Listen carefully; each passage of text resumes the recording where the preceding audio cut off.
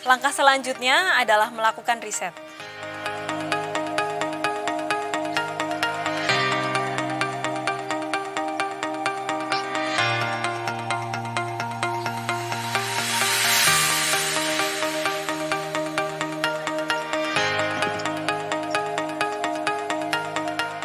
Riset adalah mengumpulkan data atau informasi melalui observasi dan wawancara yang mendalam. Ketika melakukan riset, ada beberapa pertanyaan yang harus kita jawab. Seberapa besar pengetahuan kita terhadap persoalan tersebut? Seberapa jauh pengetahuan kita terhadap tindakan-tindakan subjek? Apa hubungan subjek dengan tokoh yang lain? Bagaimana subjek menghadapi persoalan tersebut? Dan bagaimana perasaannya saat itu?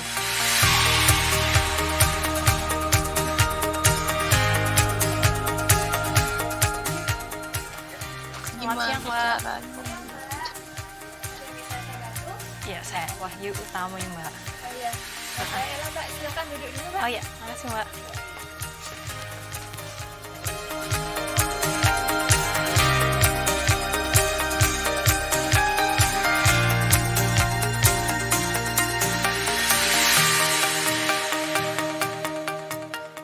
Ada beberapa bentuk dalam film dokumenter. Ekspositori, direct cinema atau observasional, cinema verite.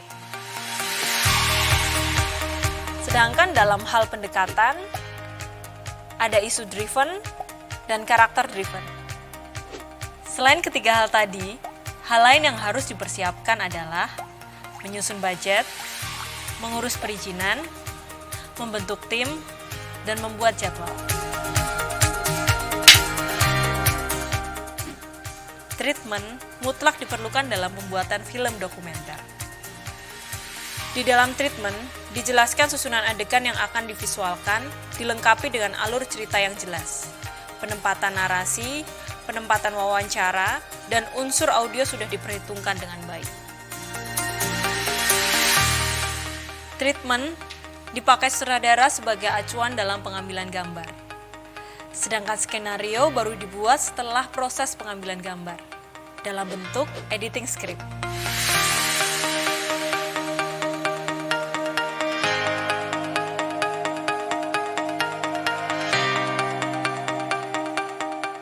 Bila semua tahapan praproduksi sudah dilalui, proses pengambilan gambar baru bisa dilaksanakan.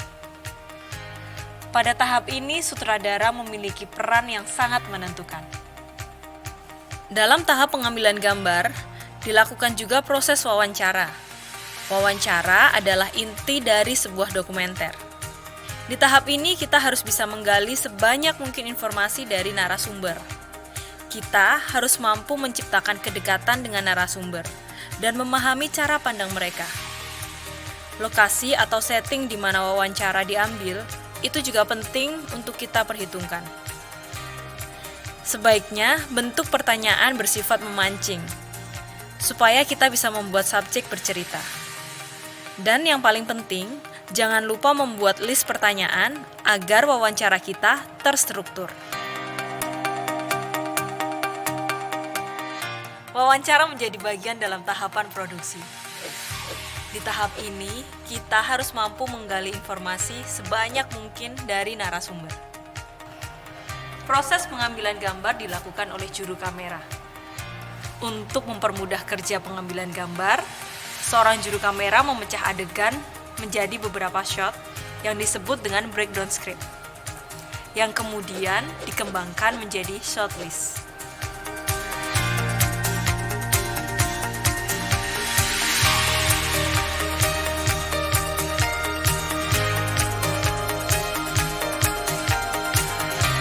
Dalam produksi film dokumenter, perlu mempertimbangkan mengenai syuting rasio. Secara umum, syuting rasio adalah 12:1. Itu berarti ketika kita akan membuat film berdurasi 30 menit, kita harus memiliki master shot sebanyak 30 menit kali 12, yang berarti itu sekitar 6 jam. Hal ini perlu diingat, karena semakin lama kita syuting, itu berarti akan semakin besar biaya produksi yang akan kita keluarkan.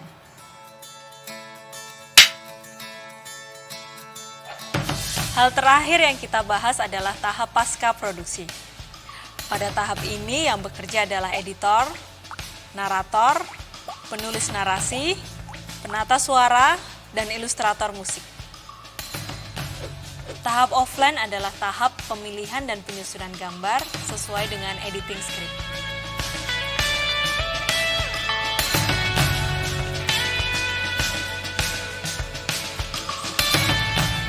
Tugas editor adalah membangun konstruksi cerita dari materi shot yang sudah ada. Narasi dibuat untuk menunjang visualisasi dan memperjelas informasi. Proses editing, ada editing offline dan editing online. Hasil offline diperhalus di tahap online. Editor mulai mengukur durasi, mengatur peletakan narasi, dialog, musik, dan melanjutkannya ke proses mixing. Sehingga tercipta keselarasan audio dan visual dengan tetap mengedepankan unsur informatif. Di akhir film dicantumkan kredit title, berisi susunan nama kru yang bekerja, nama narasumber, nama perusahaan, dan pihak-pihak yang terlibat dalam produksi tersebut.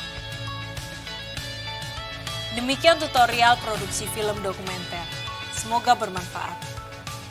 Selalu semangat belajar dan terus berkarya.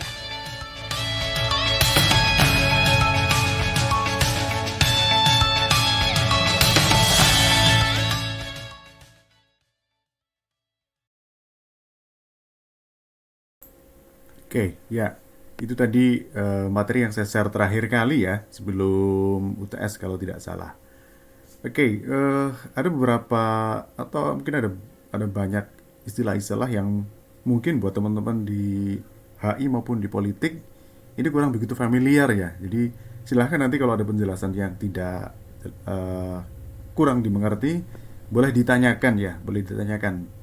Ini buat teman-teman yang backgroundnya komunikasi mungkin tidak asing lagi ya beberapa istilah-istilah yang tadi disampaikan ya, tutorial singkat tadi. Eh, Tadi paling tidak tutorial singkat tadi memberikan gambaran ya bagaimana proses produksi sebuah dokumenter itu dilakukan gitu. Walaupun tadi detailnya tidak cukup dijelaskan dengan gamblang ya. Tapi paling tidak teman-teman sudah punya gambaran tuh. Kalau sebuah produksi dokumenter itu diproduksi dengan beberapa tahapan ya. Dan juga setiap tahapan itu punya detail masing-masing ya sendiri. Ya, jadi pada prinsipnya sebenarnya hampir semua karya visual itu diproduksi dengan tahapan yang sama. Ya, kalau kita kenal ada 3 tahap, pra, produksi, dan pasca gitu ya. Dan setiap tahap itu untuk setiap produk itu pasti akan berbeda. Kita bikin iklan, kita bikin film, ya film fiksi dengan film dokumenter juga tentu akan beda. Atau kita bikin untuk tayangan televisi, ya misalkan untuk multi kamera dan single kamera juga pasti akan beda. Ya walaupun tadi secara umum tahapan tadi dibagi menjadi 3 tahapan. Oke. Baik, dari penjelasan tadi mungkin ada yang mau ditanyakan dulu teman-teman sebelum nanti saya coba perjelas kembali tentang dokumenter. Silahkan, mungkin dari teman-teman yang dari ilmu politik atau dari hubungan internasional, mungkin ada yang mau ditanyakan dulu.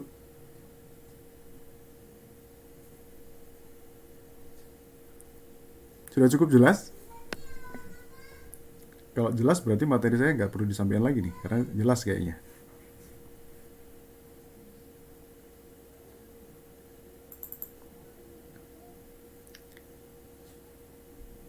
Atau boleh, nggak harus dari HI ataupun dari politik ya, dari teman-teman dari komunikasi pun boleh, silakan kalau ada yang mau ditanyakan. Ada?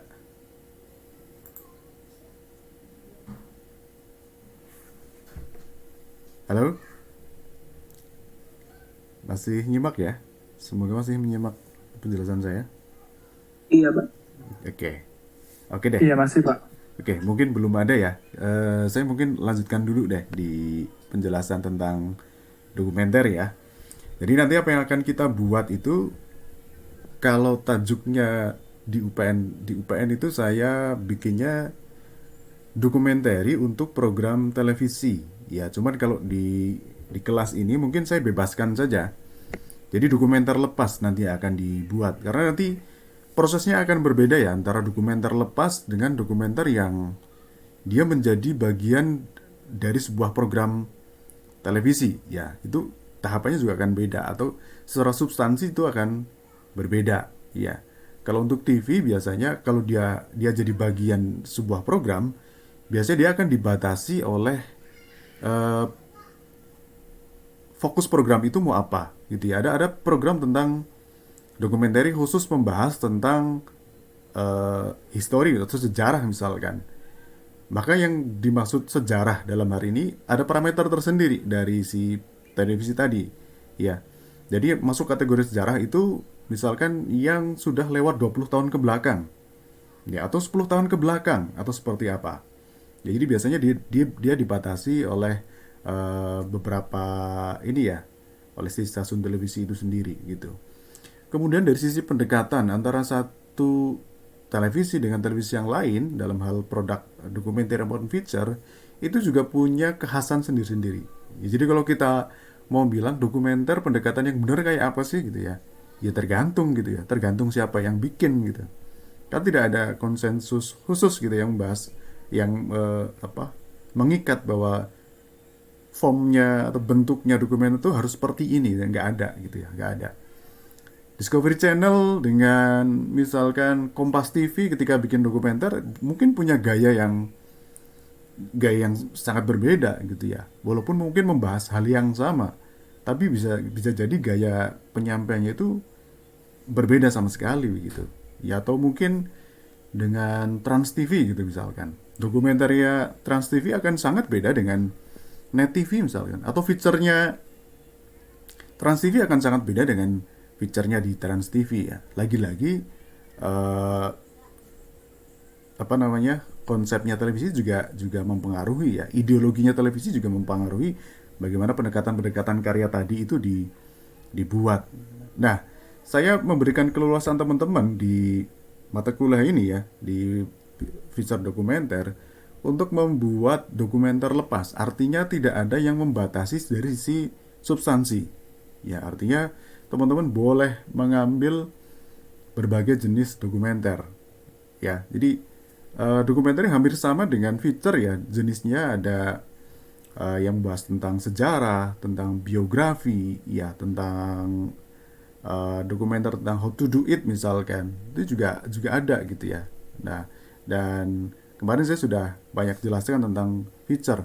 Nah, hal yang paling membedakan antara feature dan dokumenter ini memang terletak pada bagaimana bentuknya ya, bentuk penyampaiannya. Ya, feature itu cenderung lebih menekankan pada sisi human interest-nya. Ya, human interest, kemudian bagaimana keleluasaan dia membuat kemasannya, ya tidak seserius dokumenter ya, kemudian tidak sedalam dokumenter ya. Dokumenter ini salah satu yang paling mencolok adalah bagaimana pendekatan penyampaian yang digunakan itu cenderung lebih dalam ya, kemudian serius ya, kemudian struktur penceritaannya juga sedikit berbeda ya, jalinan antara satu isu dengan isu yang lain juga berbeda ya. Kalau di feature kemarin kita mengenal adanya pola-pola penceritaan ya, ada kronologis, ada apa lagi kemarin.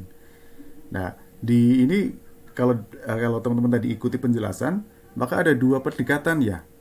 Ada isu driven atau karakter driven. Ya, jadi cerita itu berbasis penceritaannya itu berbasis isu ya. Strukturnya itu berbasis isu atau berbasis karakternya. Diceritakan berbasis karakter yang diangkat. Contohnya apa? Misalkan ada yang cukup menarik di Eagle Award beberapa tahun yang lalu, itu yang jadi pemenang kalau nggak salah, itu kepala sekolah pemulung ya. Teman-teman boleh searching tuh nanti di YouTube tuh.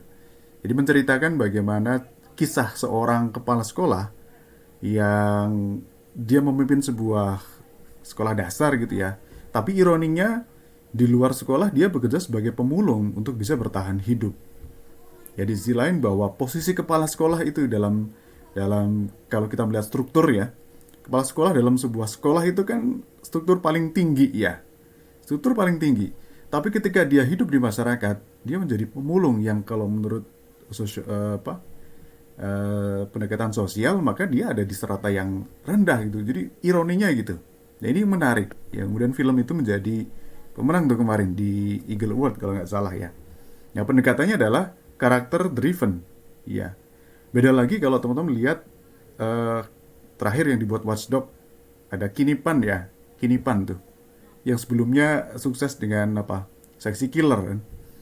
Itu yang diangkat berbasis isu driven. Ya, bagaimana isu diceritakan dari isu-isu yang berkembang gitu ya. Kalau di Sexy Killer dulu pendekatannya atau yang diceritakan itu kan bagaimana apa industri pertambangan khususnya batu bara itu dikuasai oleh segelintir orang yang ternyata dia ada di pusat-pusat kekuasaan misalkan.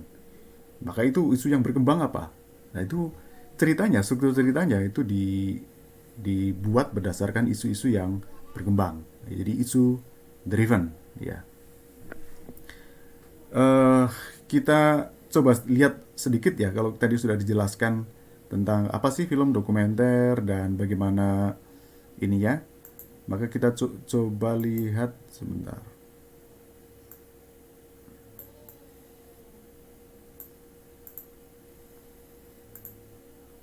Oke, mungkin ini tidak cukup penting ya, bagaimana melihat asal usul dokumenter gitu. Kalau melihat usulnya, ini istilah ini dari dokumentum atau bukti ya. Kemudian kalau diartikan dalam bahasa Indonesia itu dokumentasi atau arsip ya, atau menunjukkan lebih kepada nilai suatu hal atau benda. Nah, cuman ini harus yang dipahami oleh teman-teman bahwa dokumenter itu beda dengan dokumentasi. Ya. Dokumenter itu beda dengan dokumentasi. Tidak serta-merta ya kalian punya footage tentang sebuah isu atau sebuah peristiwa itu kemudian bisa dinamakan sebagai dokumenter. Ya. Jadi kalau basisnya realita ya sama saja bahwa dokumenter dengan dokumentasi itu basisnya adalah realita. Ya, jadi fakta, berbasis fakta. Fakta yang aktual tentu saja. Ya, berbasis fakta. Ya, jadi bukan imajinasi, bukan karangan ya. Jadi kalau dari sisi substansi sama gitu ya, berbasis realita, berbasis fakta. Ya, sama-sama. Ya, tapi tadi tidak serta-merta kalau kita punya arsip tentang apa sebuah peristiwa atau sebuah isu itu bisa dinamakan sebagai dokumenter. Ya. Jadi dokumenter itu lebih nanti kepada merepresentasikan sebuah isu atau sebuah peristiwa. Nah, kalau ada kata representasi, maka akan ada unsur sudut pandang di situ. Ya. Bagaimana sebuah bukti, bagaimana sebuah arsip itu dimaknai berbeda antara satu orang dengan orang yang lain. Ya, itu representasi. Ya, nanti coba kita lihat. Ya. Nah, ini ya. Kalau dari pengertian yang lain bahwa dokumenter itu film yang punya hubungan dengan fakta, atau ini dari John Kinnerson, karya dokumenter merupakan sebuah laporan aktual yang kreatif. Ya, ada yang bilang laporan aktual yang kreatif. Ya. Atau ini dari Steve Blanford dan kawan-kawan mendefinisikan bahwa dokumenter adalah pembuatan film yang subjeknya masyarakat. Ya, peristiwa atau kemudian situasi yang benar-benar terjadi di dunia realita dan di luar dunia sinema. Artinya apa? Jelas ini berbasis fakta. Ya, berbasis fakta. Ya. Nah, kalau tadi dengan penjelasan saya, lebih detailnya seperti apa? Ya ini. Dan film dengan fiksi. Ya. Bahwa kemudian film dokumenter itu lebih memfokuskan bahwa lebih dari sekedar kondisi manusia.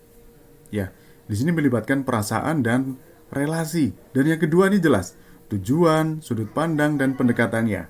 Jadi kalau kita lihat tuh, kita punya footage, kita punya hasil wawancara, apakah kemudian itu serta-merta disebut dokumenter gitu ya? Tidak gitu ya. Kalau tadi saya jelaskan bahwa dokumenter adalah representasi ya, sebuah film representasi.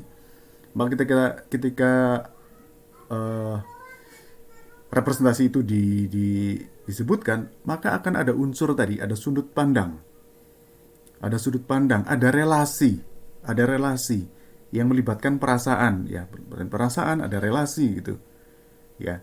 Jadi ketika seksi killer muncul, itu kan tidak sekedar bahwa ini ada data nih, bahwa pemilik tambang di Indonesia itu sebagian besar itu dikuasai oleh segelintir orang yang punya kekuasaan, pusat-pusat kekuasaan, ya, kedekatan gitu. Kan tidak sekedar itu. Bahwa kemudian ada sudut pandang dari si pembuatnya. Oh, ternyata misalkan kerusakan ekosistem alam itu diakibatkan oleh adanya tambang yang tidak terkendali dan ada pembiaran dari negara. Kenapa? Kemudian muncullah itu tadi data-data pendukung. Oh, ternyata bahwa kepemilikan tambang tadi itu dikuasai oleh orang-orang yang memang dekat dengan kekuasaan misalkan. Maka ada sudut pandang di situ. Ya. Kemudian ada relasi. Ya. Ketika kita mengatakan satu hal, mungkin satu orang dengan orang yang lain akan punya frame of reference yang berbeda. Ya, akan punya relasi yang berbeda. Ya. Kalau saya tanyakan tentang sawah misalkan ke teman-teman, mungkin akan punya pendapat yang berbeda-beda tentang sawah itu. Ya. Misalnya kalau saya tanya satu kata buat Aldian deh. Kalau Aldian Reza misalkan, saya tanya sawah itu apa? Buat Aldian misalkan. Sawah itu apa, Aldian?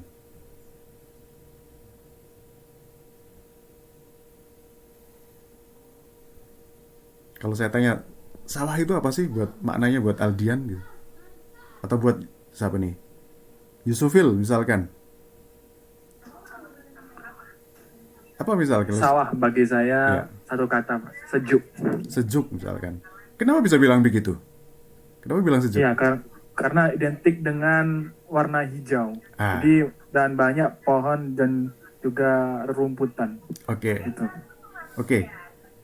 Sawah diartikan oleh Yusuf tadi kesejukan, ya, karena tadi Yusuf punya relasi dengan sawah tadi, bahwa ketika melihat sawah, Yusuf merasa sejuk, gitu ya. Karena tadi hamparan hijau dan seterusnya, gitu ya. Ketika saya tanya ke orang lain, mungkin akan punya makna yang berbeda kan. Atau saya punya konsep sendiri tentang sawah itu. Bagaimana relasi saya dengan sawah misalkan. Kalau kemudian orang nanya ke saya tentang sawah, sawah buat saya adalah tempat bermain. Tempat bermain begitu. Buat saya, karena kenapa? Frame of reference saya bahwa masa kecil saya, itu sawah itu tempat bermain saya dan kawan-kawan waktu itu. Yang sekarang tempat bermain itu pindah, ya. Atau bahkan tempat bermain tadi itu sudah nggak ada tuh. Diganti dengan bangunan, dengan eh, ditanami beton-beton gitu, bukan lagi padi sawah tadi. Maka akan ada relasi yang berbeda, sehingga kemudian saya akan membuat bagaimana sawah itu mulai tergusur dengan pembangunan yang semrawut, dengan tidak mempertimbangkan misalkan sustainability pangan di Indonesia misalkan. Ya, atau kemudian ada sekarang ada isu tentang food apa? Food estate yang digaungkan oleh negara, bagaimana membuat stok pangan di sebuah tempat, ya, bagaimana mencetak sekian juta hektar sawah di Kalimantan gitu. Yang konsekuensinya itu adalah membabat habis hutan yang ada di sana. Ya, jadi konsep konsep sawah sebagai lahan bermain yang kemudian sekarang sudah berubah bentuk, tapi di sisi lain negara berusaha menghadirkan kembali sawah, tapi dengan konsekuensi tadi, itu sebuah ironi yang kalau didokumentarkan bisa menjadi hal yang berbeda. Nah, itu pandangan dari saya. Ya. Maka ini tadi ada sudut pandang, ada relasi. Tujuannya apa? Ada tujuan di situ. Ketika saya bikin dokumenter tentang sawah, ya, memberikan pemahaman ke masyarakat gitu ya, bahwa ini ada isu ini yang kemudian kalau kita biarkan di masa depan, maka kita nggak punya lagi lah ini tradisi menanam padi di sekitar kita. Ya, mungkin kita bisa cari data itu. Berapa jumlah lahan sawah yang betul-betul ditanami padi gitu ya, taman pangan di 10 tahun ke belakang dengan kondisi sekarang seperti apa. Kita bisa cari datanya itu. Kita bisa mengkomparasikan gitu. Ya, atau kemudian kita bisa cari data-data pendukung lain. Ya, bagaimana perubahan fungsi lahan tadi dari sawah menjadi apa, misalkan perumahan, bisa menjadi alih fungsi yang lain lah begitu. Ada nggak datanya? Untuk bisa memperkuat argumentasi saya bahwa isu tadi itu isu yang tidak main-main gitu ya. Ini ada datanya begitu. Maka disitulah fungsi riset itu mulai bermain. Ya, dari asumsi-asumsi dasar tadi ya, bahwa ada isu ini tempat bermain saya, sawah tadi, itu semakin nggak ada nih di daerah saya. Ada apa ini? Ya, tapi di sisi lain ada pemberitaan itu bahwa pemerintah akan mencetak sekian juta sawah sebagai food estate ya, bagi lumbung pangan Indonesia gitu. Di mana? Di Kalimantan. Konsekuensinya apa? Oh tadi, konsekuensinya adalah dengan membabat habis hutan misalkan. Maka saya akan punya dimensi yang lebih luas lagi ketimbang tadi ya, ketimbang bahwa alih fungsi sawah tadi itu membuat yang pertama jelas tempat bermain buat anak-anak sekarang nggak ada ya, karena kemudian dunia anak-anak bergeser kan. Di sisi lain ketahanan pangan kita sedang diuji tuh, karena apa? Ketersediaan pangan jelas menurun ya, logikanya kan menurun gitu. Karena apa? Karena tadi tempat menanamnya semakin berkurang. Nah, dimensinya akan semakin luas ketika ada isu yang berkembang tadi. Ya, ada isu food estate tadi. Ya, dan seterusnya dan seterusnya. Maka dari asumsi dasar tadi ini bisa berkembang, dimensinya bisa menjadi luas. Nah, semakin luas dimensinya, maka akan semakin tinggi urgensi dari isu yang akan kita angkat. Nah, itu kunci awal dari dokumenter. Ya, yang pertama ada relasi, ada melibatkan perasaan, kemudian ada tujuan. Jelas nih. Tujuannya apa nih? Ya. Kemudian bagaimana pendekatannya? Pendekatannya bagaimana cara saya menceritakan tadi. Kegelisahan saya terhadap itu tadi bagaimana saya menceritakannya dengan cara apa? Bentuknya kayak apa sih? Dokumenternya nanti kayak apa sih? Ya. Apakah saya menggunakan tadi expository, menceritakan itu dari dokumen-dokumen yang saya punya, kemudian saya narasikan sedemikian rupa sesuai dengan data, fakta yang ada di lapangan, kemudian ada sudut pandang dari saya sebagai pembuat, atau nanti ada wawancara-wawancara yang juga menguatkan tadi, ya, seperti apa? Maka muncullah di situ kebutuhan untuk membuat bentuknya, ya, bentuk atau form, atau bagaimana pendekatan atau cara kita menyampaikan itu kepada publik atau halayak. Ya, sampai di situ kemudian sudah ditemukan bentuknya, pendekatannya, maka tekniknya bagaimana nih? Teknik dan metode produksinya. Ya, ini akan memunculkan kebutuhan-kebutuhan teknis. Ya, ini akan diambil dengan cara apa ini? Apakah kita murni akan terjun ke lapangan? Berapa lama, dengan siapa, dan seterusnya, begitu ya. Atau saya akan hanya menelusuri arsip-arsip saja nih. Ya, atau saya akan menelusuri arsip atau data. Kalau saya butuhnya arsip, maka arsip yang seperti apa? Ya, kalau saya tidak mungkin ke lapangan ini karena berbagai kondisi. Maka hal apa yang bisa merepresentasikan pandangan saya terhadap sebuah isu misalkan? Ya, maka itu bisa dicari tuh. Ya, bisa dicari apakah menggunakan arsip atau menggunakan data-data yang tersebar, tentu saja dengan validitas yang sudah teruji gitu ya. Bukan arsip-arsip yang kita tidak tahu di kebenarannya gitu ya. Yang terakhir adalah respon penonton. Respon penonton, ya. Antara film fiksi dengan film dokumenter, respon penontonnya pasti akan berbeda. Yang diharapkan dari penonton itu berbeda. Ya, kalau penonton itu jelas, kalau untuk melihat film fiksi, maka ada kepuasan estetis. Ya, kepuasan estetika. Ketika kita nonton film itu kan kita tahu ya, bahwa apa yang muncul di layar kaca atau di layar kita itu adalah sebuah rekonstruksi. Yang itu hasil dari sebuah imajinasi, kita tahu tuh bahwa dia berantemnya itu berantem bohongan. Ya, kalau ada konfliknya bohongan gitu. Kalau dia suami istri mungkin dia hubungannya bohongan aja tuh suami istri. Kita tahu, tapi kita percaya kan. Ada belief system di situ. Kita mempercayakan itu, tontonan itu ya. Kita mempercayakan itu. Keyakinan kita terhadap tontonan tadi. Ya, karena apa? Karena respon yang diharapkan ya tadi ya, kepuasan estetis. Ini akan berbeda jauh kalau kita bicara tentang film dokumenter. Ya, maka ada 3 hal tujuannya. Kemarin sudah saya jelaskan di picture ya. Bagaimana sebuah tayangan itu paling tidak melibatkan 3 tadi. Ya, apakah to inform, menginformasikan, atau kemudian to entertain, menghibur saja, atau sampai ke tahapan to inspire, menginspirasi. Ya, atau ketiga-tiganya itu, tiga-tiganya. Berarti kalau kita memilih tiga-tiganya, to inform, to entertain, to inspire, maka bagaimana bentuknya nanti?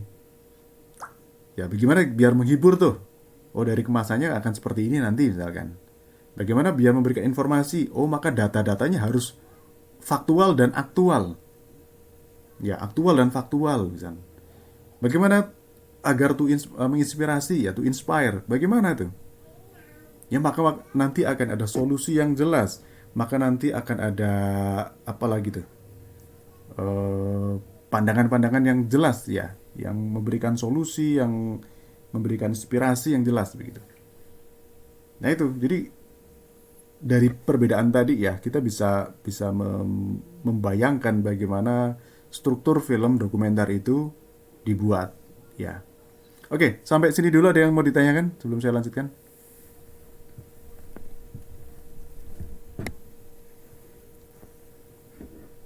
Cukup jelas ya?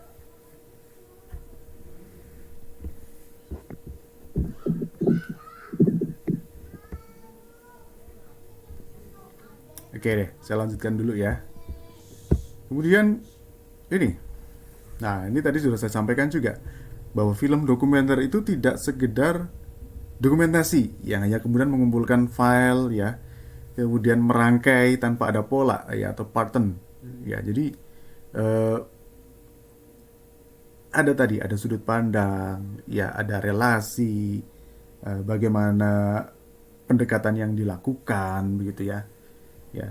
Jadi ada argumentasi di situ, ada perspektif kita di situ. Itu dokumenter, ya.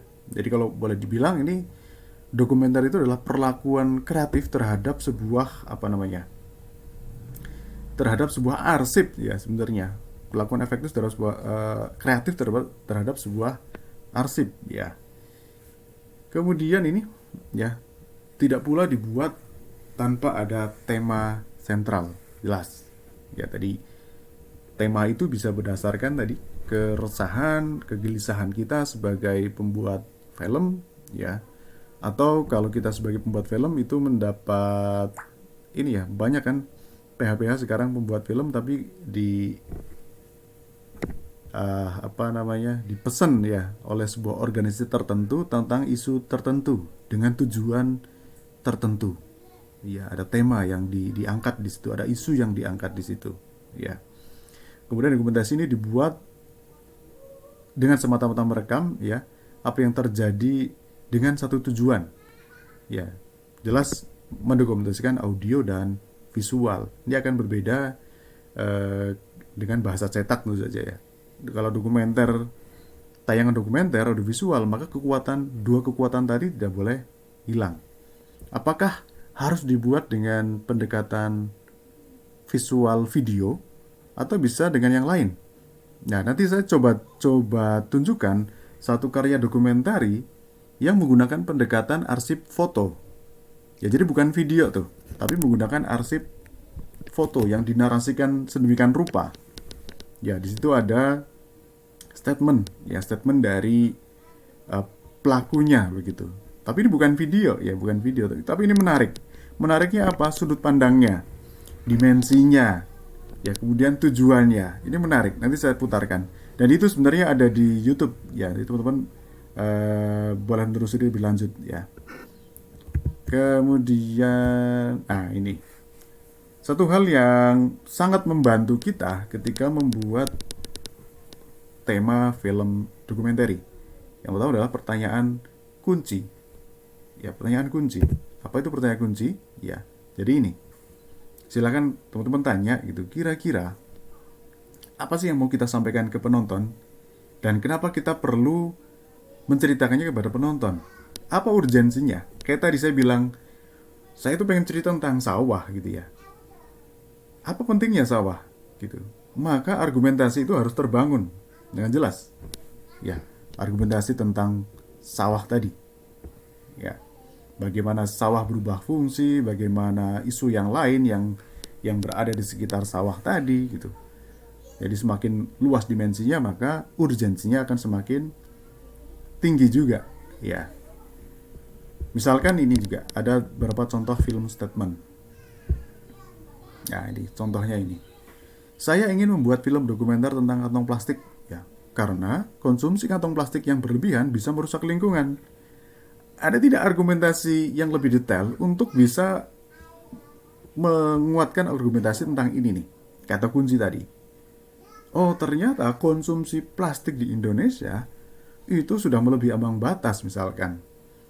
Ya, atau sudah sampai ke tahap yang mengkhawatirkan.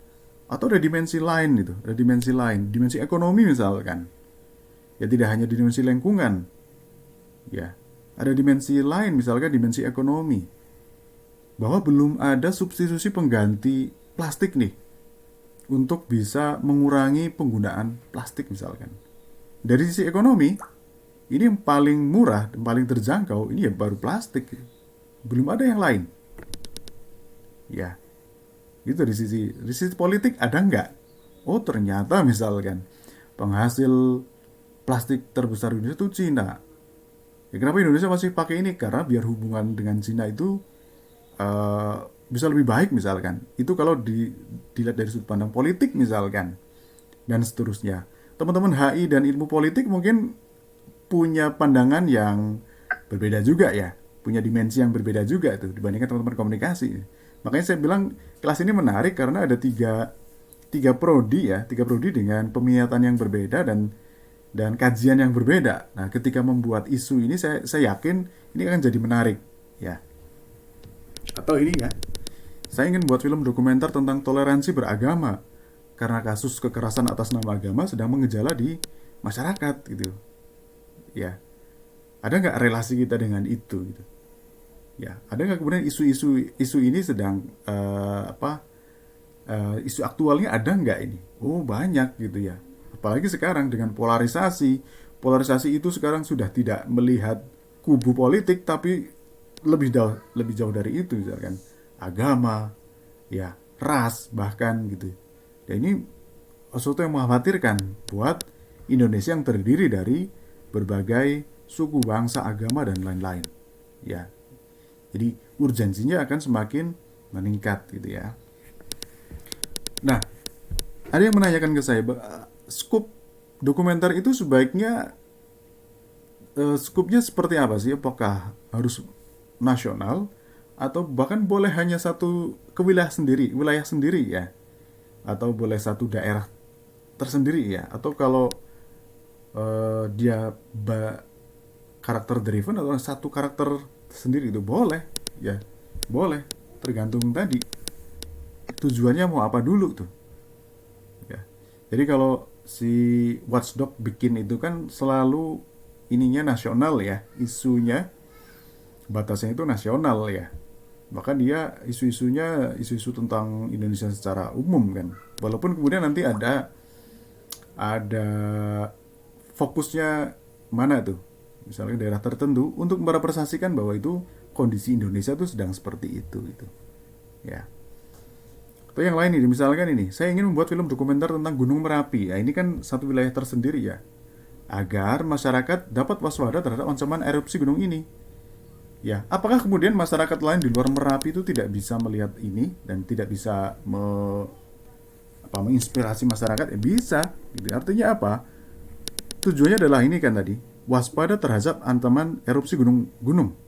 Ini kan bisa terjadi dimanapun, ya, di tempat yang punya misalkan gunung atau Mitigasi itu kan tindakan preventif ya kita terhadap sebuah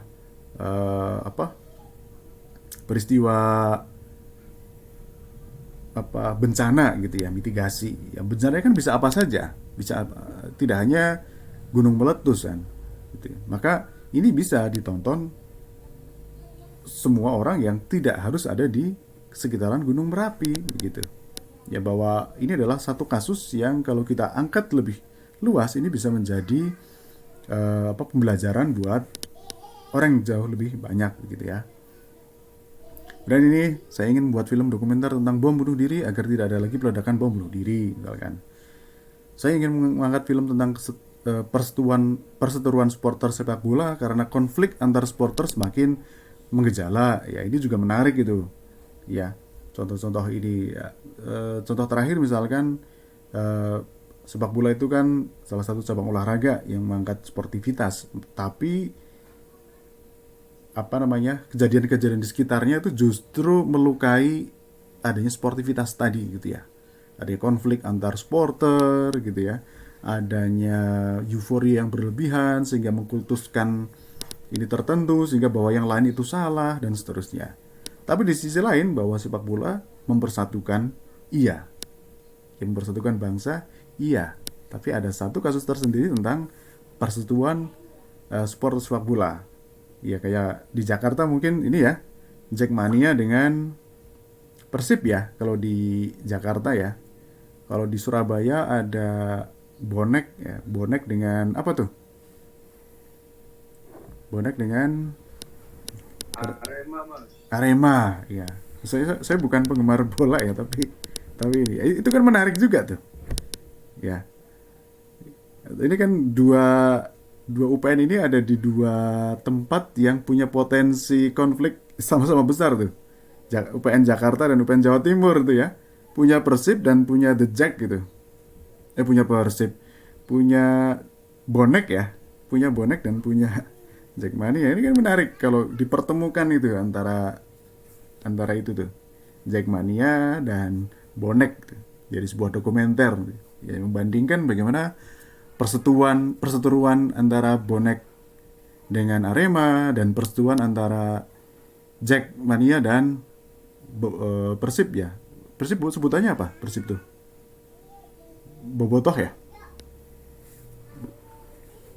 Iya, Bobotoh ya. Misalkan itu dilihat dari sudut pandang politik, hubungan internasional mungkin mau masuk di situ gitu ya. Kan bisa tuh dimensinya jadi semakin luas. Dan ini menarik gitu, menarik. Atau isu-isu lain yang dekat dengan keseharian kita, yang punya relasi dengan kita gitu ya. Nah itu juga banyak sekali ya. Kemudian ini tadi sudah dijelaskan juga di video tadi ya bahwa satu hal yang paling penting pada sebuah film dokumenter adalah riset. Ya karena tadi dokumenter itu berbasis fakta, berbasis aktualitas, berbasis data, maka riset ini menjadi hal yang paling penting di awal. Ya bagaimana studi-studi itu dilakukan. Studi pustaka, observasi ke lapangan, wawancara gitu ya. Ibaratnya kalau kita bikin penelitian, maka ya observasi di lapangan ini menjadi sangat penting ya, studi pustaka dan seterusnya. Ini menjadi hal yang sangat penting. Ya di praproduksi, ya itulah yang akan kita lakukan. Ya, kenapa kita waktu bikin proposal itu jauh lebih lama daripada penelitian di lapangan? Ya proposal itu praproduksinya kan. Bagaimana menguatkan argumentasi kita, mencari fakta, mencari data untuk bahwa masalah itu penting untuk diteliti. Kenapa? Nah ini di dokumenter juga itu. Ya, jadi di praproduksi, ya kalau orang bilang bahwa praproduksi itu menempati 50% dari proporsi karya gitu. Jadi kalau praproduksinya selesai, maka sebenarnya 50% karya kita itu sudah selesai. Ya, tinggal eksekusi di lapangan. Nah, bedanya kalau di dokumenter dengan film fiksi, maka apa yang kita tulis di naskah belum tentu ketika ke lapangan itu akan sama. Ya, akan sama ketika kita ke lapangan. Kondisi-kondisi yang terjadi di lapangan bisa jadi 180 derajat berbeda dengan naskah yang sudah kita susun. Ya, jadi Beda dengan film fiksi misalkan, ya. Kemudian pendekatannya, jadi pendekatan penyampaian, ya, ada narasi.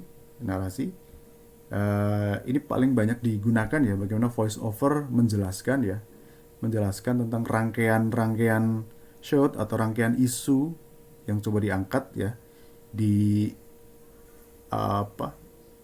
dibalut dalam narasi, voice over dan seterusnya. Atau yang kedua, reenactment atau recreation, ya ini pendekatan yang dilakukan apabila kita tidak punya arsip, kita tidak punya footage, atau kita tidak mungkin melakukan produksi. Misalnya terhadap hal-hal yang sudah berlalu, ya terhadap sebuah peristiwa yang sudah berlalu misalkan. Kita nggak punya arsipnya, ya arsip foto maupun video nggak punya. Kemudian kita hanya punya hasil wawancara, misalkan narasumbernya masih ada nih, pelakunya masih ada nih.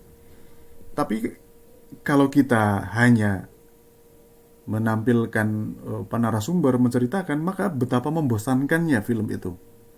Maka kita lakukan reenactment atau reka ulang atau recreation, ya, mereka ulang kembali berdasarkan cerita dari si pelaku tadi atau si saksi mata tadi. Ya, mereka ulang, ya. Bisa dengan cara lazimnya ini ya, dengan aktor, dengan ini, atau dengan animasi, ya, itu bisa. Misalkan kita pengen merekonstruksi tentang kecelakaan pesawat, ya, ada sekian rangkaian pesawat yang terjadi di Indonesia, kita pengen menceritakan, kita nggak punya footage-nya, ya berdasarkan cerita saja atau berdasarkan pemberitaan di saat itu, ya, di masa itu kita punya sekian banyak pemberitaan, punya laporan-laporan ya terkait dengan kecelakaan tadi, tapi kita nggak punya footage-nya tuh, kita nggak punya arsip videonya. Kalau direkonstruksi, wah betapa sulitnya merekonstruksi kecelakaan pesawat terbang misalkan. Maka pendekatannya kita bisa menggunakan animasi, ya, ya. Kemudian yang keempat ini dokudrama, ya, dokudrama. Jadi dokumenter tapi dibalut dengan ada dramanya di situ. Nah, dramanya itu tidak menjadi bagian dari fakta. Ya, dokudrama itu hanya sebagai kemasan, ya, untuk bisa memberikan jalinan cerita tadi biar lebih menarik. Ya, biar lebih menarik, maka disajikan dengan dokudrama. Ada dramanya di situ. Ya, tapi dramanya tadi itu tidak menjadi bagian dari fakta yang coba disajikan. Ya. Kemudian yang terakhir Cinema Verite. Ya, Cinema Verite ini kalau teman-teman baca sejarahnya, ini kan pendekatan dokumenter yang dilakukan oleh orang-orang dulu ya, Prancis atau mana, yang dia hanya terjun ke lapangan ngambil gambar sesuka hati gitu ya, berdasarkan kesukaan gitu. Kemudian diceritakan, ya. Ini Cinema Verite. Ya. Ini pendekatan yang bisa dilakukan ketika kita membuat film dokumenter. Atau yang lain nih, filmmaker menjadi bagian dari film. Ya, saya pernah melihat dokumenter bagus tuh, sederhana tapi bagus. Jadi kalau nggak salah, kalau nggak di Metro ya di TV One gitu. Jadi menceritakan bagaimana detik-detik kepulangan seorang napi itu ke rumahnya. Ya, jadi di situ diceritakan si pembuat film dokumenternya itu sampai masuk menjadi bagian dari napi tuh, menceritakan keseharian si napi tadi menjelang dia dibebaskan, kemudian cerita kenapa dia masuk ke penjara dan seterusnya, itu diceritakan juga di situ dengan interaksi langsung antara si pembuat dengan si pelaku tadi, ya. Jadi cerita gitu, betul-betul kayak cerita, orang cerita gimana. Jadi kalau lihat Pepi the Explorer, maka kan kayak gitu tuh. Jadi antara si kameramen dengan hostnya itu ada interaksi. Nah, ini juga dilakukan itu di dokumenter itu. Jadi ikutin tuh dari dalam penjara, kemudian ketika dia hari itu dia dibebaskan, bagaimana senangnya, kemudian bagaimana dia kembali ke keluarganya, ya. Kemudian ternyata tidak diterima dengan baik oleh keluarganya, ya, terutama istrinya itu menolak itu gitu ya. Hari pertama dia diterima tapi tidak boleh tidur di dalam begitu. Ya hanya boleh di ruang tamu, ya. tidak ada percakapan sama sekali, itu direkam dengan baik oleh si pembuat film tuh. Hari kedua sama, hari ketiga mulai mau ngomong gitu, mau komunikasi antara suami dan istri tadi. Hari keempat sudah mulai cair ya. Hari kelima akhirnya si suami tadi boleh tidur di kamar dengan istrinya. Itu diceritakan dengan menarik sekali. Dan bagaimana si filmmaker tadi menjadi bagian dari peristiwa tadi, dari film tadi. Ya. Itu yang kedua, wawancara. Ya, wawancara. Jadi diceritakan lewat sudut pandang si pelaku. Ya, ada wawancara, kemudian diselingi ada arsip, ada dokumentasi, ada footage, dan seterusnya. Atau fully arsip, baik foto maupun video. Ya, kemudian di situ diberikan narasi berupa voice over oleh siapa ya? Oleh si pembuat, ya. Pendekatan atau kemudian gabungan tuh antara wawancara, arsip, voice over, ya, jadi satu kesatuan. Itu pendekatan yang lazim sekarang digunakan ya, paling banyak digunakan, ya. Itu ya. Kemudian ini bagaimana perencanaan produksi itu dilakukan. Tadi sudah cukup banyak juga dijelaskan di video ya. Tapi paling tidak kalau saya rangkum seperti ini. Jadi yang pertama adalah aspek spesifik apa dari topik yang diangkat, dari topik yang bisa diangkat ya. Aspek spesifik apa gitu. Ya, kalau kita melihat satu buah peristiwa, apakah secara keseluruhan peristiwa itu mau diangkat atau ada topik spesifik yang mau diangkat. Ya, kalau dari aspek pendidikan misalnya kita pengen ngangkat deh pendidikan gitu, pendidikan jarak jauh selama masa pandemi. Itu kan sangat umum gitu ya. Tapi kita mau lihat aspek spesifik apa? Misalkan bagaimana kesulitan orang tua menerjemahkan pendidikan jarak jauh ini gitu. Ya, aspek spesifiknya itu ya. Bagaimana kendala orang tua, ya, bagaimana transfer knowledge yang seharusnya biasanya dilakukan oleh sekolah ke murid, sekarang termediasi, ya, kemudian dilakukan justru oleh orang tua begitu dan seterusnya. Ya, apakah akan melihat satu aspek spesifik saja atau melihat yang lebih luas? Ya, kalau lebih luas, konsekuensinya adalah tidak begitu dalam. Karena sekian banyak yang dibahas, ya. Misalnya kita tetapkan tadi bahwa dokumenter yang akan kita buat itu 30 menit gitu. Maka dalam 30 menit maka akan ada sub isu yang kita angkat tadi. Selain isu spesifik apa, ya maka ada sub isu yang lain misalkan. Ya, maka semakin banyak sub isu tadi, ya, maka akan semakin banyak waktu yang diperlukan. Tapi karena kita dibatasi oleh waktu, maka pembatasannya ada pada tadi ya, layernya tadi. Ya, yang harusnya bisa lebih dalam, ini ceritanya baru di layar-layar permukaan misalkan.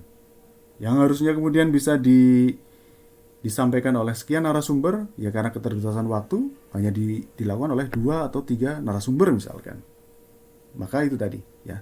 Tapi aspek spesifik tadi itu membantu kita untuk concern pada satu titik tertentu ya. Kita tidak melebar kemana-mana.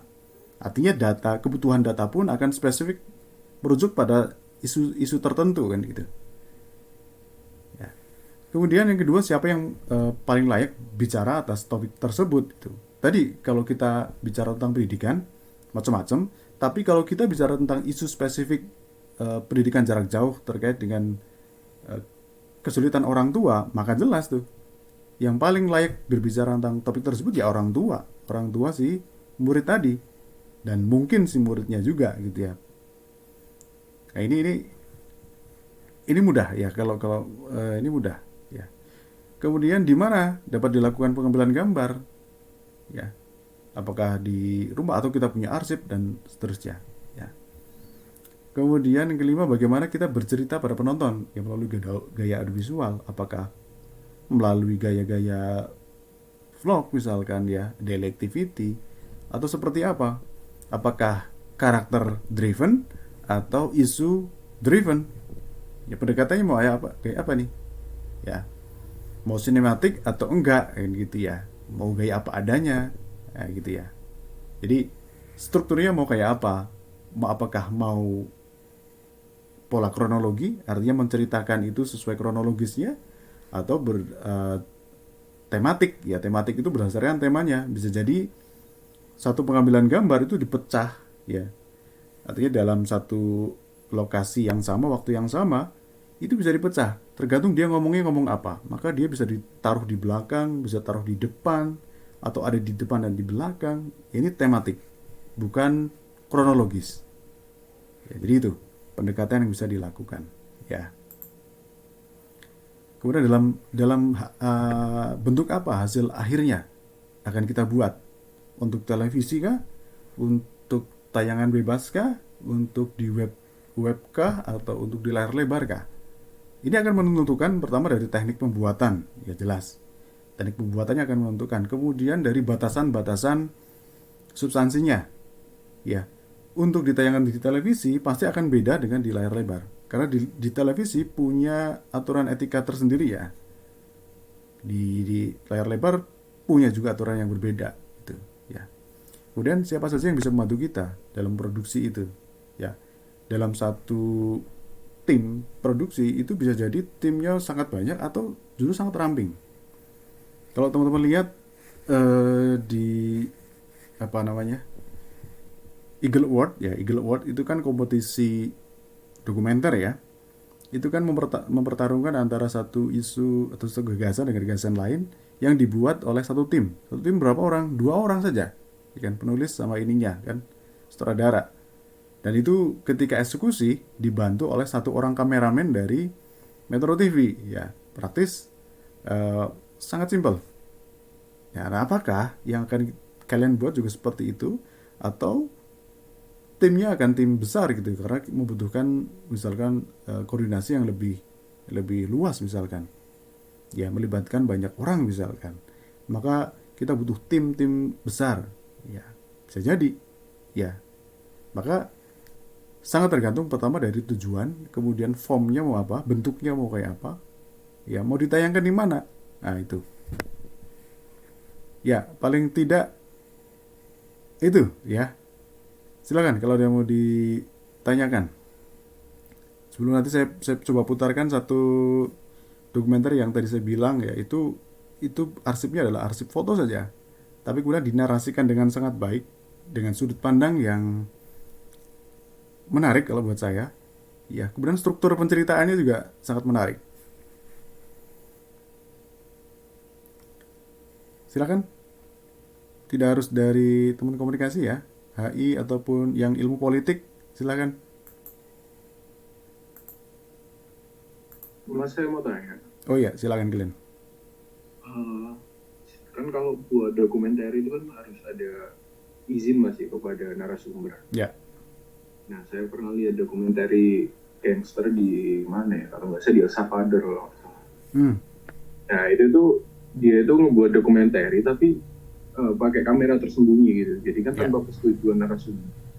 Nah kalau kayak gitu itu ditampilin, kalau itu kan terus ditampilin mas, itu apa nggak nyala gunai kayak legalitas dari uploadan tadi itu? Ya. Karena kan tanpa izin. Ya. Ada beberapa pendekatan yang sebenarnya kalau Glenn pernah lihat ini Vice yang ngangkat tentang generasi penagih utang dari Maluku ya. Iya pernah. Nah itu kan sangat sulit untuk bisa mendekati itu ya. Bayangkan kita yang nggak punya relasi apa-apa, nggak punya hubungan apa-apa dengan para preman, tiba-tiba harus menceritakan itu gitu ya. Maka betapa akan sangat sulitnya. Ya, kecuali kita punya hubungan baik ya dengan mereka, milik pendekatan. Ya. Ada juga banyak cerita gitu ketika mengangkat film dokumenter tertentu. Ya, itu dia harus pendekatannya itu lama sekali baru kemudian bisa masuk untuk bisa mengungkapkan bahwa saya nih pengen bikin film dokumenter tentang ini ya. Dan masing-masing orang itu punya kemampuan yang berbeda-beda, ada yang bisa cepat, ada yang lambat gitu, tapi ada yang punya batas tuh. Batas saya ini saya nggak mampu lagi tuh kalau melakukan pendekatan. Ya makanya yang bisa dilakukan adalah saya tapi pengen dapat gambarnya dengan cara apa? Oh ya deh, kalau nggak bisa dapat izin maka saya sembunyi-sembunyi. Bagaimana legalitasnya? Nah ini kalau secara konsumsi publik ini kalau buat si ininya tidak merugikan maka mungkin tidak jadi masalah ya karena di aturan apapun tidak menyebutkan itu. Ya tidak boleh menampilkan ini, tidak boleh menampilkan itu gitu. Tidak ada aturannya gitu Glenn. Ini lebih kepada etika saja, etika. Bahwa ini boleh nggak sih di publish gitu. Lebih ke etika saja. Ya lebih ke etika gitu. Ya. Jadi persetujuan si ini, kalau si ini dari awal tidak menyetujui, maka yang bisa dilakukan adalah menutup ini sehingga identitas personalnya tidak diketahui. Tapi peristiwanya jelas kan. Peristiwanya jelas, tapi identitas secara personal tidak diketahui. Maka tidak ada yang dirugikan secara personal kepada si pelaku tadi gitu. Tapi peristiwanya bisa kita ceritakan. Itu paling mudah ya dari sisi etika itu. Dan banyak sepertinya film-film yang menggunakan pendekatan seperti itu. Ya, banyak sekali. Ya. Kira-kira itu Glenn. Oke, thank you Mas. Oke, sama-sama. Yang lain silakan.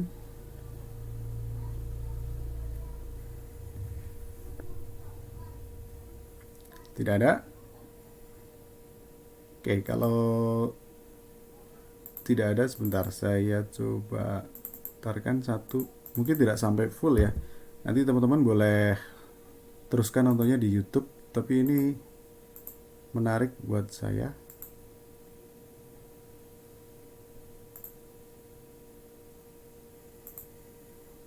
Oke, ini film tentang, judulnya Indonesia Bukan Negara Islam. Ya, jadi ini diambil lewat arsip foto.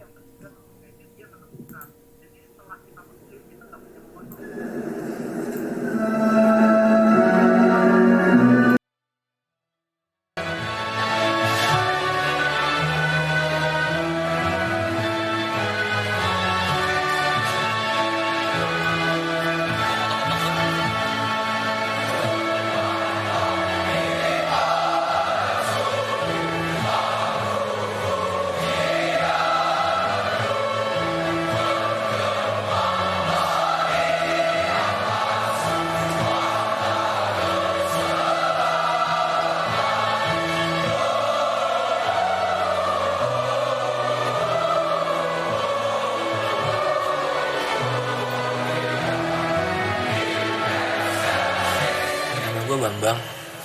Gue udah sekolah di sekolah Katolik itu dari TK, SD, sama SMA. Jadi udah berapa tahun tuh? 3, 9, 11 tahun.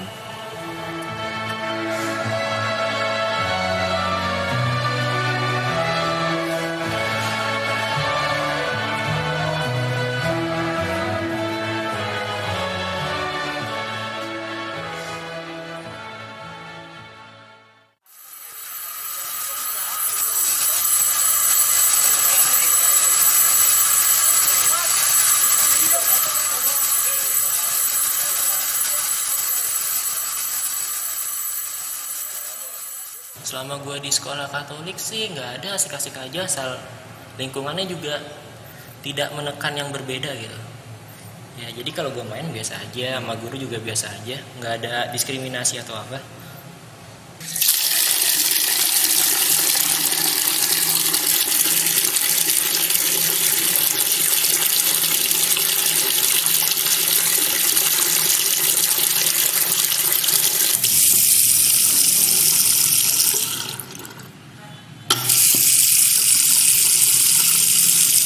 Nama gue Gali.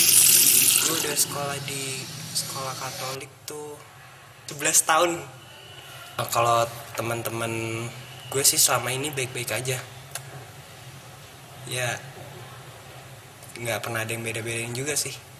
Ya nggak pernah diomongin gitu masalah agama. Tapi kadang-kadang juga suka ngejek-ngejek sih.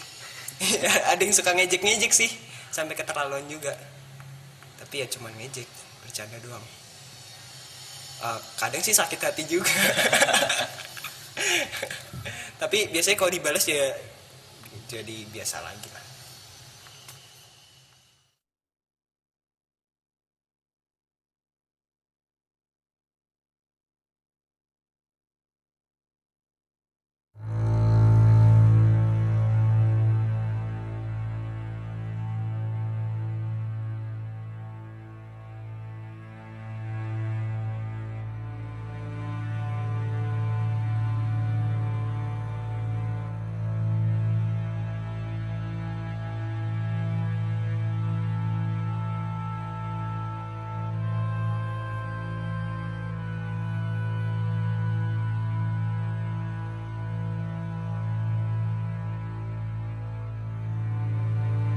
Kalau menurut gua itu seperti ada sudut pandang yang berbeda di dalam FPI-nya. Misalnya semua yang di luar ajaran Islam yang menyimpang-menyimpang tuh kayak harus dibasmi.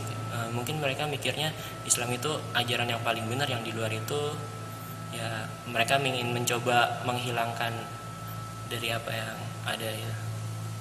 Kalau menurut gua sih yang mereka lakukan tuh nggak bisa disebut jihad ya. Kalau menurut gua, soalnya yang gue lihat tuh mereka kayak melakukan tindakan anarkis yang merusak barang-barang lah, atau melakukan pemukulan seperti yang tanggal 1 Juni itu. Kalau gue boleh cerita ya, Nabi Muhammad aja itu nggak bakal melakukan tindakan kayak gitu. Jihad pada zaman Nabi, dari artikel dan yang gue tahu itu kalau mereka sedang diserang aja, jadi mempertahankan apa yang udah menjadi hak mereka.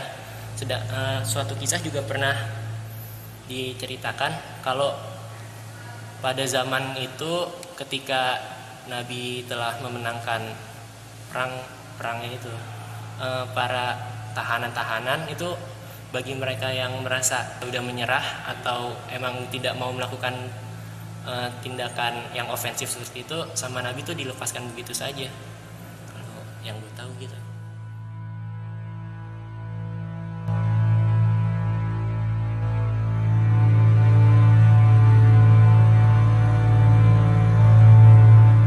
Ya intinya mereka Islam, tapi gue juga nggak terlalu ngerti mereka Islamnya apaan.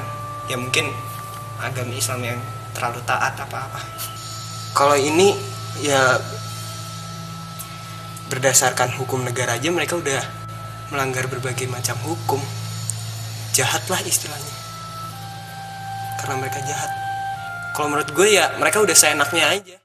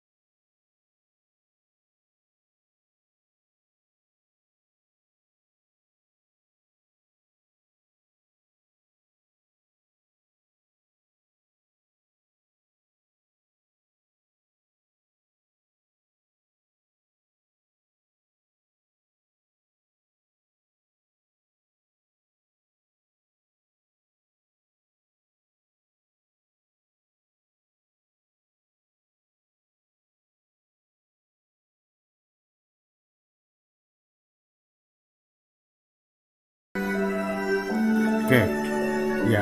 eh, itu ya. Ini buat saya menarik sekali film ini. Ada beberapa hal ya. Pertama dari sudut pandang. Jadi film ini tuh diproduksi. Jadi ini belum sampai ya.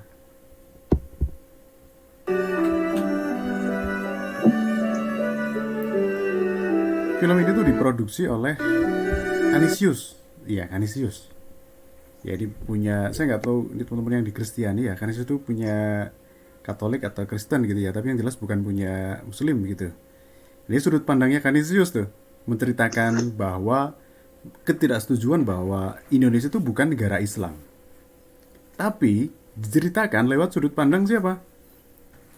Anak-anak Islam, ya anak-anak Muslim yang sekolah di sekolah sana, yang di sekolah Katolik, ya.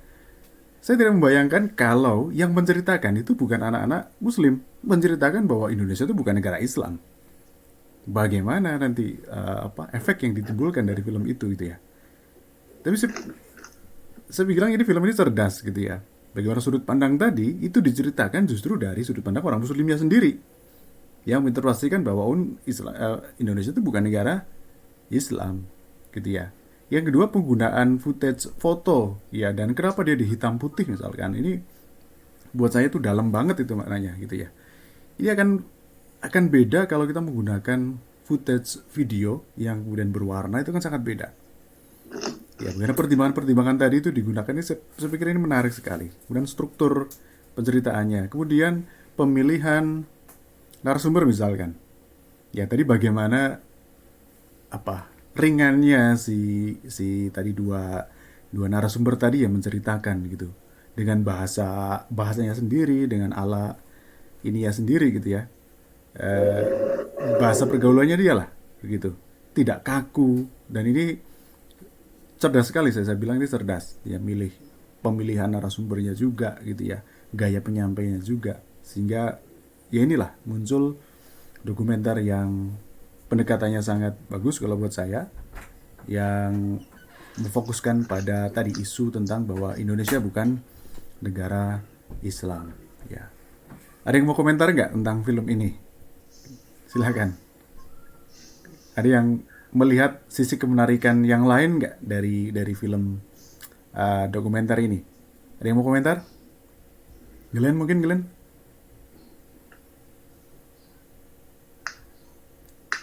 Warna hitam putihnya sih mas.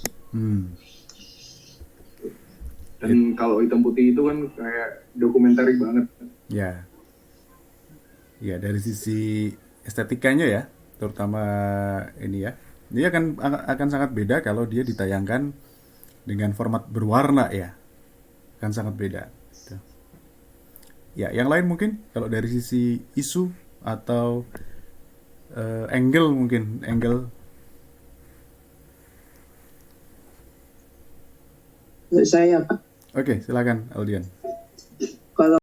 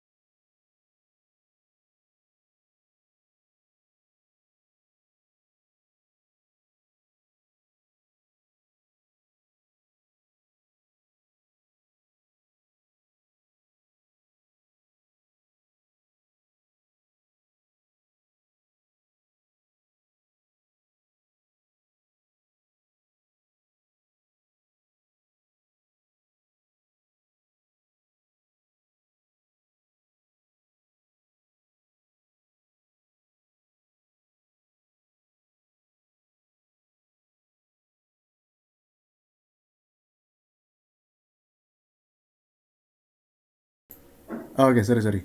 Ya, tadi betul ya. Tadi itu juga sudah saya jelaskan di awal tadi, bahwa ini pemilihan narasumber itu pinter banget kalau buat saya gitu. Ya, jadi kita tidak bisa membayangkan tadi ya, kalau ini diceritakan dari sudut pandang orang non muslim ya. Tadi kan yang cerita anak-anak Islam yang sekolah di SD, di sekolah Katolik ya, dia memberikan pandangan terhadap tadi gerakan-gerakan Islam atau peristiwa-peristiwa terkait dengan keagamaan tadi. Ya, kemudian bagaimana toleransi terjadi, dia sekolah di sekolah Katolik, tapi dia diberikan keleluasaan untuk beribadah misalkan. Ya, itu buat saya ini banget ya, pinter gitu. Ini mencari sudut pandangnya gitu. Yang bikin itu kan Canisius kan organisasi di Kristiani atau di Katolik saya kurang tahu ya, tapi itu non muslim jelas ya, tapi diceritakan lewat pandangan si orang Islam. Ini menarik ya. Tadi muncul pendapat ini jadi tidak berat sebelah gitu ya, tidak yang satu tidak menyalahkan juga dia, atau dia ada pada posisi netral ya gitu. Baik, yang lain mungkin silakan.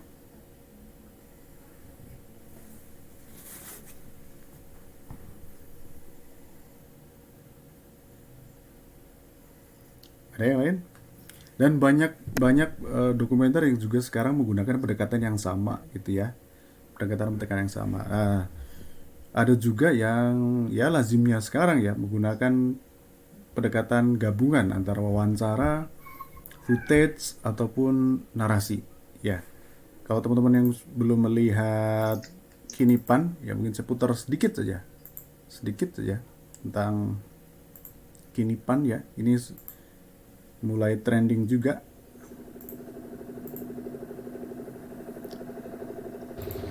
Ini yang diproduksi oleh Watchdog ya, Watchdog.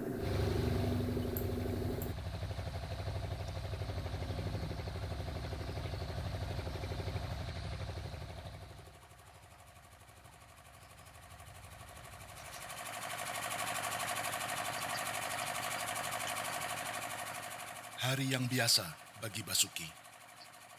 Ia sedang mengangkut bibit pohon yang akan ditanam di sekitar Taman Nasional Tanjung Puting di Kalimantan Tengah. Kamu bilang seperti yang kulihat di sana.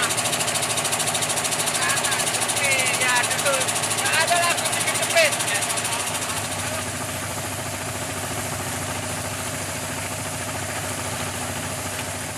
Namun awak kapal melihat sesuatu di air. Ikut, Pak. Sampai orang hutan. Orang hutan nggak bener? Kayaknya orang hutan. Orang hutan betul nggak Pak Arbain? Orang hutan nggak? Aduh, kita nggak jadi jalan ini. Putar Pak Arbain.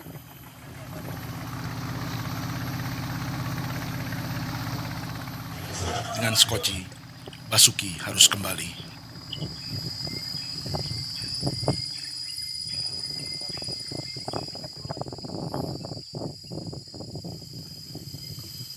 Ini nggak Pak Arbain?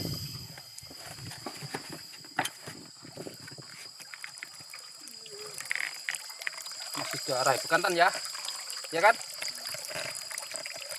Ya kan?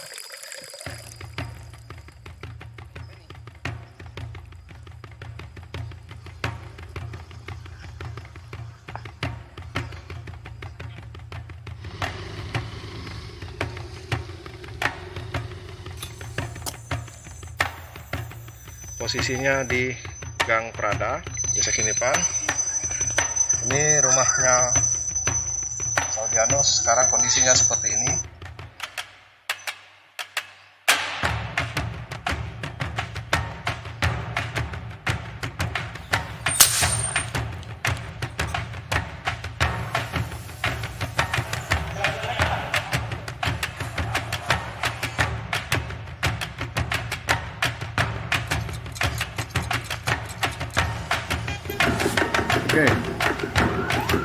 Oke, nanti teman-teman boleh silakan nonton selanjutnya ini di YouTube ya, Kinipan judulnya.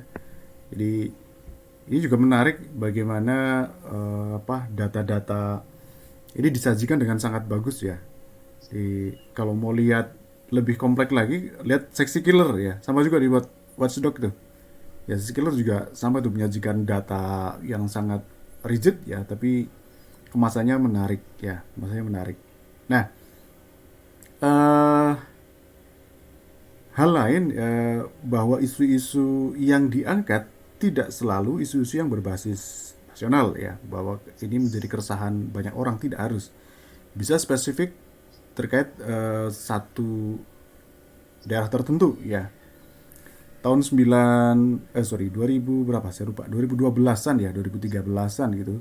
Di saat masifnya pembangunan hotel di Jogja ya. Jadi kalau teman-teman pernah ke Jogja ya, sekarang Jogja itu hotelnya luar biasa banyak. Ya, padahal waktu itu sudah ada moratorium tentang penghentian pembangunan hotel yang ada di Jogja. Ya, waktu itu sudah ada moratorium bahwa tahun 2000, saya lupa 2014 atau berapa, itu sudah tidak boleh lagi didirikan hotel lagi di Jogja karena secara jumlah itu sudah sangat banyak, ya, sangat banyak. Dan kedua, isu yang lain adalah sangat berkurangnya air tanah ya di Jogja, ya terutama di daerah kota. Ya di daerah kota itu kondisi air tanah itu semakin menipis. Ya kalau dulu orang ngebor sumur kedalaman 10-15 meter itu dapat air, sekarang harus 20 lebih ke bawah itu baru dapat air. Ya, itu pun sangat sulit didapatkan. Ya.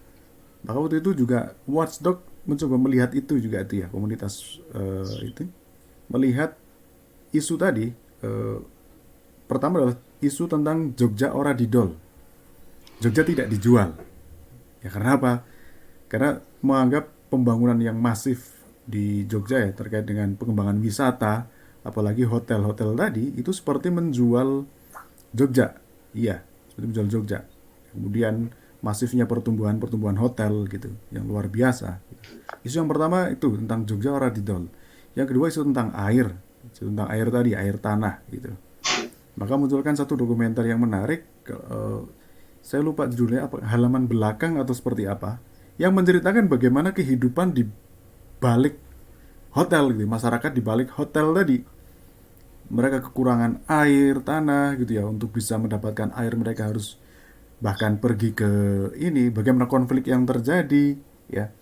Bagaimana perseteruan antara pemerintah dengan pihak hotelnya dengan masyarakat gitu. Ini juga menarik sekali untuk dilihat gitu. Jadi isu-isu yang diangkat bisa jadi isu-isu yang bersifat lokalitas gitu ya. Atau karakter-karakter yang diangkat itu bisa jadi karakter-karakter yang sangat kecil. Ya. Kayak tadi itu kepala sekolah pemulung, atau dulu ada Habibie dari Selokan atau dari Jogja itu ya. Yang seorang ini dia suka bikin pesawat-pesawatan, dia merakit ya sampai jadi ini prototipe ya, itu Habibie dari, saya lupa tuh. Itu juga diangkat di Eagle Award ya. Itu juga bisa ya. Jadi isunya bisa jadi isu yang sangat spesifik ya, atau sangat mikro bisa jadi. Tapi kalau kita mau membuat dia dimensinya luas, maka bisa diangkat ke isu yang lebih jauh lagi. Ya, artinya bisa dikaitkan dengan hal-hal yang isu-isu yang lebih luas lagi. Ya tadi kalau isu lingkungan tadi, air tanah di Jogja, khususnya di kota Jogja, ya itu jadi isu spesifik. Maka kalau kita tarik ke jauh lebih luas, maka apa yang terjadi di lingkup Indonesiaan? Ya bisa jadi itu terjadi tidak hanya di kota Jogja saja, ya. Jadi di Surabaya saya nggak tahu nih kondisi Surabaya sekarang seperti apa nih, ya, atau di Jakarta kayak apa nih, ya. Kalau saya pernah dengar cerita tuh kalau di Kalibata, di apartemen Kalibata setiap sore itu banyak truk ya, truk air gitu, tangki-tangki air yang ke sana gitu, karena nggak mungkin lagi dapat air tanah gitu.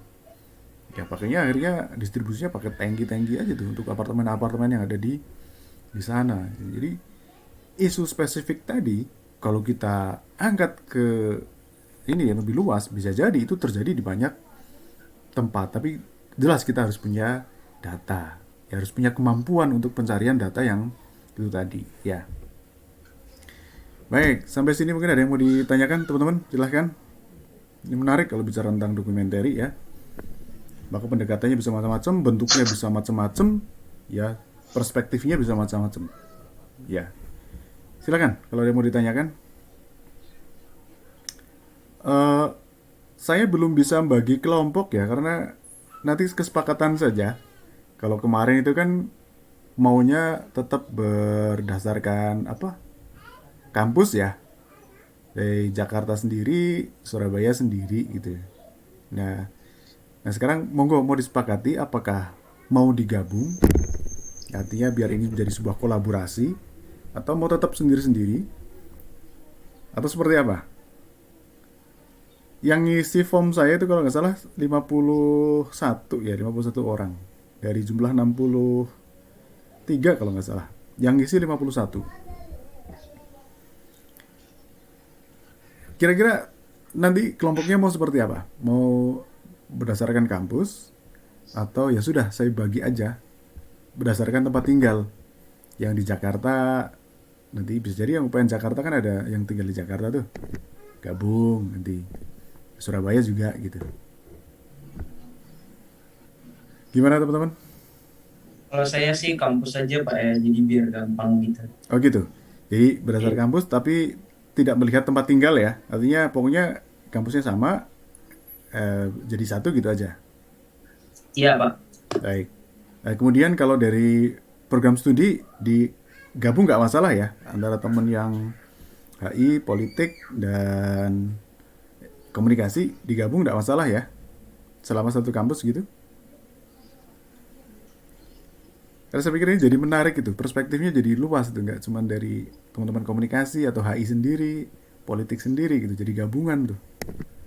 Secara teknis nanti bisa sama-sama, saya pikir bisa sama-sama lah secara teknis. Gitu aja mungkin ya.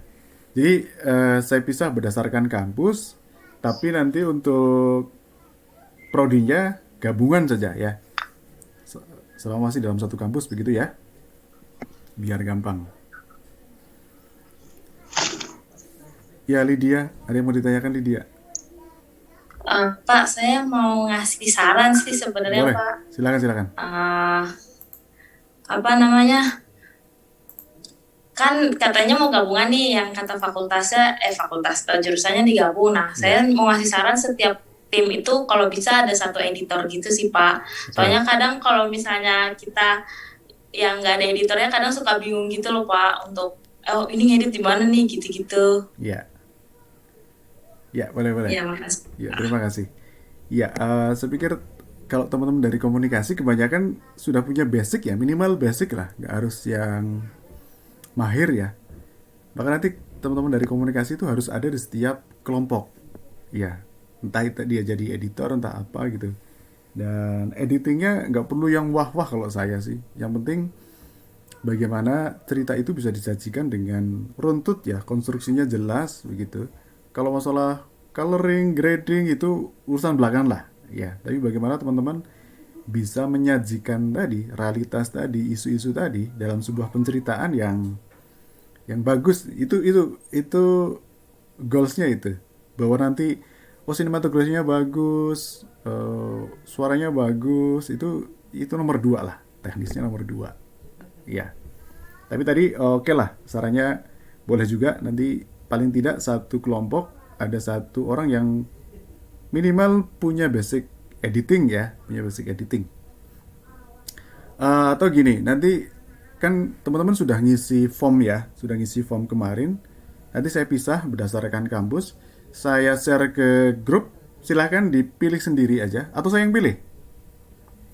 Dipilih sendiri kelompoknya mau siapa aja. Gitu. Tapi yang jelas satu kelompok harus ada komunikasinya, harus ada HI-nya, harus ada politiknya. Satu kelompok tadi. Biar rata. Gitu ya. Jadi tidak komunikasi semua atau HI semua enggak, tapi gabungan tuh. Ya. Gitu. Itu mungkin minggu depan ya, saya bagi sambil jalan lah sampai ke minggu depan nanti saya proses itu untuk pemilihan kelompok. Nah, sebagai tugas ya biar kita semakin blend dengan dokumenter, saya pengen melihat ini teman-teman ya. Pandangan teman-teman terhadap satu karya dokumenter bebas ya, silakan boleh cari satu dokumenter bebas, bisa di YouTube, bisa di mana. Kemudian kalau di YouTube sajikan linknya nanti, kemudian komentari ya dari sisi isu yang diangkat, bagaimana gaya penceritaannya, atau apa nilai-nilai yang bisa diambil dari dokumenter itu. Ya, bebas, apresiasinya bebas, terserah. Mau melihat atau mau menilai dari sudut pandang apa, boleh silakan. Ya, individu saja, individu silakan dicari satu dokumenter bebas ya, boleh durasi panjang, durasi pendek, bebas ya, silakan. Untuk melihat tadi, ya, melihat bagaimana gaya penyampaian, isunya apa, kesesuaian misalkan antara isu dengan gaya pendekatan penyampaiannya, atau nilai-nilai apa yang bisa diambil dari dokumenter tersebut. Ya, saya kasih waktu 1 minggu saja ya. Nanti saya buatkan link di Classroom, dikumpulkan di situ, ya, di Classroom ya. Kemudian ini sambil jalan juga, nanti sambil milih kelompok dan juga sambil dipikirkan kira-kira mau mengangkat isu tentang apa, atau cerita tentang apa, atau topik tentang apa. Ya, topiknya saya bebaskan, kemudian durasinya saya samakan 30 menit ya, maksimal 30 menit, minimal 20 menit. Ya, maksimal 30, minimal 20 menit untuk karya dokumenterinya. Ya. Baik teman-teman, sampai sini ada yang mau ditanyakan dulu? Yang mengomentari dokumentari tadi individu Pak ya? Ya, individu. Ya. Itu cuma dikomentari atau ada formatnya? Bebas, dikomentari aja pokoknya. Oke, siap. Bisa melihat dari berbagai perspektif ya, silahkan. Iya Pak. Kemudian linknya juga dicantumkan ya, link dokumenterinya dicantumkan. Ya, kalau di YouTube linknya apa gitu ya. Gitu ya, teman-teman. Ya. Siap. Baik, yang lain? Ada?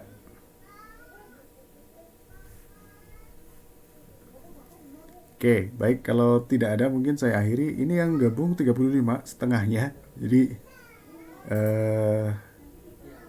nanti mohon disampaikan ke teman-teman yang tidak bisa gabung hari ini ya. Tugasnya seperti apa? Nanti mungkin ini saya record. Nanti saya coba upload di YouTube deh. Di YouTube nanti saya share. Jadi teman-teman yang tidak ikut kuliah hari ini bisa tahu juga pembahasan kita hari ini. Begitu ya teman-teman, kira-kira saya cukup untuk hari ini. Sekali lagi terima kasih atas kehadirannya ya. Ini biasanya setelah libur panjang agak males ya untuk kuliah lagi. Saya juga sebenarnya agak males kuliah lagi tuh setelah libur panjang. Tapi semoga setengah semester ini kita bisa lalui dengan baik ya, dan mohon kerjasamanya sekali lagi. Karena ini nanti akan banyak teknisnya setelah ini. Kalau ada sesuatu boleh tanyakan ke saya langsung ya, silahkan. Kemudian kemarin ada yang tanya presensi juga ya. Sebenarnya presensi di SPADA itu sifatnya ya wajib ya, karena itu menjadi catatan buat tim ini fakultas untuk memberikan ini apakah boleh ikut ujian atau enggak ya, tetap berbasis kehadiran ya, kehadirannya dari presensi tadi. Tapi ada yang kemarin sepertinya terlupa untuk itu. Nah, ini saya agak bingung nih, karena lupanya tuh hampir setengah semester gitu. Saya agak sulit untuk ini ya. Tapi nanti sudah saya komunikasikan dengan fakultas deh. Ya, Fiona, silakan Fiona. Mohon maaf Mas, kuliahnya tidak biasa gitu Mas jadinya. Gimana? Soalnya yang kemarin waktu ada libur beberapa minggu, waktu liburan kemarin kan ternyata itu di SPADAV itu ternyata harus ngisi juga Mas, dan saya di situ nggak tahu kalau misalkan ternyata harus diisi juga. Oh gitu. Jadinya nggak happy sama yang kemarin sih.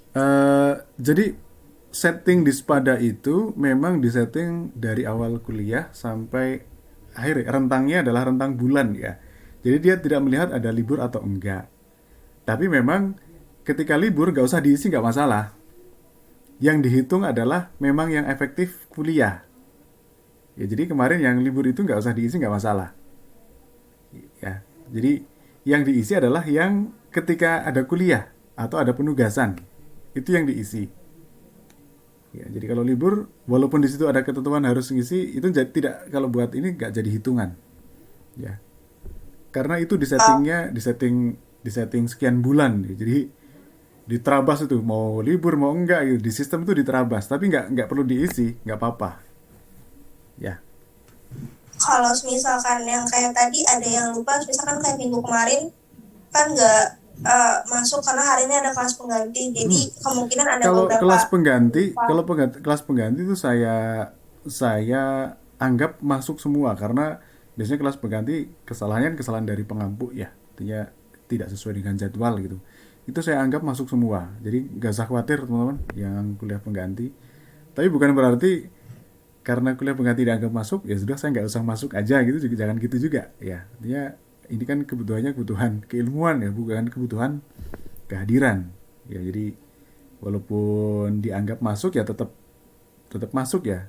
Jadi tidak berarti kalau wah ini dianggap masuk kok jadi saya nggak perlu ikut, nggak apa-apa deh gitu ya. Jadi yang teman-teman kejar kan bukan presensi kan, tapi keilmuannya gitu ya. Jadi ya itulah, mohon pengertiannya. Terima kasih banyak Mas. Ya baik, terima kasih. Yang lain mungkin ada?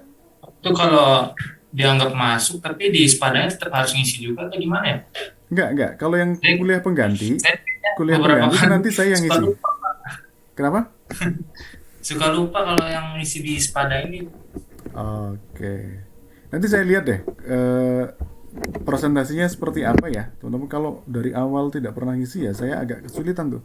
Tapi kalau hanya 1-2 kali lupa itu bisa saya bantu ya untuk input secara manual ya. Tapi kalau sekian lama nggak pernah ini saya agak kesulitan tuh. Iya Pak, soalnya kalau di UPN jadi kan dia kayak 2 kali gitu Pak. Ada ketua kelasnya buat ngedata 2 kali gitu. Oh gitu. Jadi presensinya ada dari diingetin gitu. Ada dari ketua kelasnya gitu. Oke. Nanti untuk presensi coba kita inilah ya. Saya sebenarnya tidak begitu ini tentang presensi ya. Tadi administratif saja sebenarnya. Ya, concern saya sebenarnya keilmuannya gitu. Mau teman-teman hadir, mau teman-teman nggak hadir gitu. Kalau selama ilmu yang coba kita diskusikan nyampe ya sudah gitu. Saya basisnya itu sebenarnya. Tapi ada sisi administratif juga yang harus kita penuhi kan, kehadiran tadi. Ya, tapi saya tidak concern ke situ itu. Saya tidak concern ke kehadiran ya. Yang penting teman-teman paham, teman-teman ngerti, kita sama-sama belajar ya, itu goalsnya aja. Kalau goal saya seperti itu. Ya. Tapi nanti saya bantu teman-teman yang kesulitan untuk presensi ya. Saya bantulah. Mungkin itu ya teman-teman untuk hari ini. Terima kasih. Jangan lupa tugasnya ya. Kemudian nanti untuk kelompok saya share lagi di grup berbasis data yang sudah dikumpulkan kemarin ya. Nanti saya sajikan di Excel. Dan nanti apakah itu akan mengisi sendiri atau nanti saya yang bagi itu kita sepakati di grup ya. Karena di sini nggak semuanya masuk. Jadi nanti kita sepakati di grup saja, di grup WhatsApp. Begitu saya pikir ya untuk kuliah hari ini. Sekali lagi terima kasih atas kehadirannya. Kita jumpa lagi minggu depan di kembali ke hari Kamis ya, jam 10 ya. Terima kasih, selamat siang. Assalamualaikum warahmatullahi wabarakatuh.